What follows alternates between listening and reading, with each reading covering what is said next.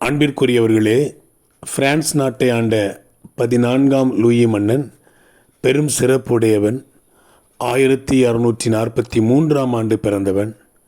1715ஆம் ஆண்டு மரிக்கிறான். மிகப்பெரிய வீரன் என்பதினால் இவருக்கு மகா லூயிஸ் என்னும் சிறப்பு பெயரும் உண்டு. கத்தீட்ரல் பேராலயத்தில் அடக்க ஆராதனை நடந்து கொண்டிருக்கிறது. மிக விலையுயர்ந்த சவப்பெட்டி அருமையான கலைநயமிக்க வேலைப்பாடுகளுடன் அனைவரையும் கவர்ந்தது. அழகான மெழுகுவர்த்தி ஒன்று எரிந்து கொண்டிருந்தது. சவப்பெட்டியில் இதோ மகா லூயிஸ் என்ற தங்க எழுத்தால் எழுதப்பட்ட எழுத்துக்கள் மெழுகுவர்த்தியின் வெளிச்சத்தில் மின்னியது.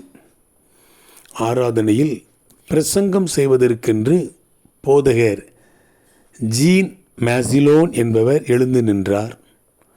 அப்போதுதான் மகா லூயிஸ் என்று எழுதப்பட்ட வார்த்தைகளை படித்தார்.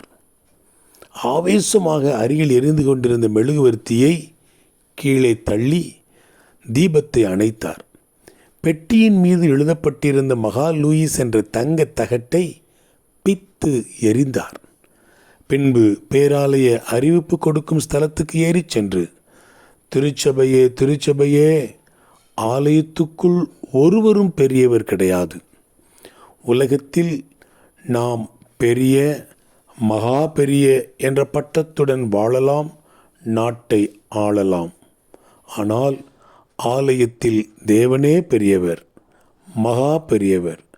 தயவு செய்து ஆலயத்தில் யாரேனும் தன்னை பெரியவனாக காட்டிக்கொள்ள வேண்டாம். காரணம், அப்படி தன்னை பெரிய மனிதனாக காட்டிக்கொண்டவர்களின் வம்சம் வாழ்ந்ததாக சரித்திரமில்லை.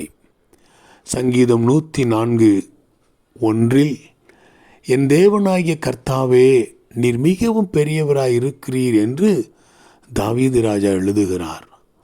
ஆலயத்திற்குள் வரும் பொழுதெல்லாம் நடுக்கத்தோடு வந்தான் தாவீது.